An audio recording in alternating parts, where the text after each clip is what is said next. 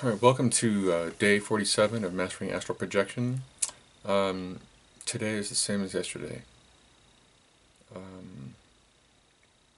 Not much to report, actually, other than, well, there was something I wanted to report. I went to the Astral Dynamics forum to talk about the lack of sensation that I'm experiencing, and I was directed to a fairly lengthy article that somebody had written about this process, and there's the long of the short is you may experience things in the very beginning and then not experience anything much at all, because I guess the whole point is to get to the point where you're not feeling sensations, that you're just moving into the astral projection experience. So it may be that I just am not going to experience anything physically, and that's the way it is. I don't know, we'll have to see. I said that I was experiencing things early on and then all of a sudden nothing. So today, during my astral projection work, I was, this is a pattern, is I keep getting really tired when I start moving into the trance work, and then all of a sudden I kind of wake up. And by the time I get to the rope technique, I'm awake, and monkey mind starts, and I start thinking again. And for a minute I did have a flash, though.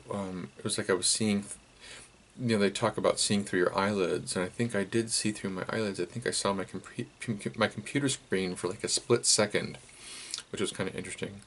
But yeah, not a lot of sensation today. And like I said, I was kind of getting so much monkey mind that I couldn't even stick with the rope technique. I did develop the rope technique a little bit better, though, so I'm grabbing with one arm, hoisting myself up, and with the other hand holding the rope to my chest, and then reaching out and grabbing the rope again. And this time I actually went backward and started doing trance work again, and then started doing the energy body loosening by spinning the room. So I was experimenting a little bit to see if there's some way I could trigger something, but yeah, wasn't able to trigger anything. Unless, they do say that sometimes you do have the astral projection and you don't remember it. So that could happen too. I'm not even really sure. Dreams are still pretty vivid. I only had 2 last night. One of them was a racist dream, because I had, when I was a kid, I used to ride my bicycle everywhere, and I had a pretty fancy bicycle, and lots of kids got their bicycles stolen, they got jumped and stuff, because I grew up in a neighborhood where kids did that sort of thing in LA.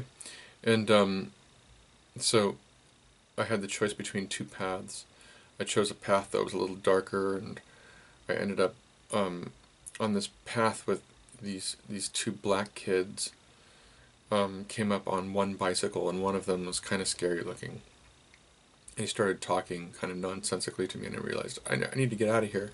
I started pedaling as fast as I could, but for some reason the gears on my bicycle were such that I was pedaling really, really fast and not going anywhere. It was pathetic.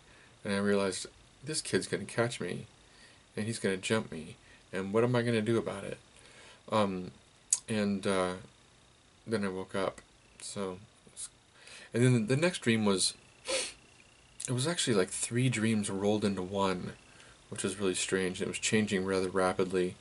Not even going to go into the details, because I really didn't understand it. It was kind of bizarre.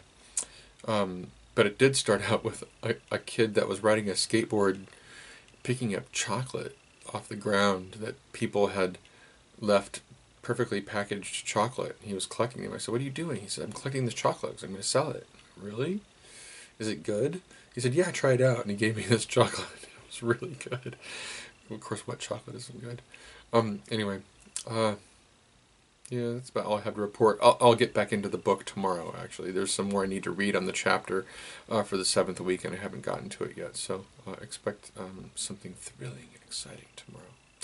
Thanks a lot.